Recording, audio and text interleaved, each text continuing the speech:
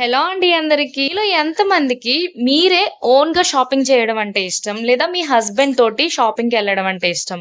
నాకు మాత్రం నా సొంతంగా ఓన్‌గా వెళ్ళడం అంటేనే ఇష్టం అబ్బా! ఎందుకురా అని అడగండి. ఎందుకంటే మా వారితో గాని నేను షాపింగ్‌కెళ్ళానంటే నాకేది అవసరమో దాన్ని ఎతుక్కుంటూ వెళ్ళాలన్నమాట.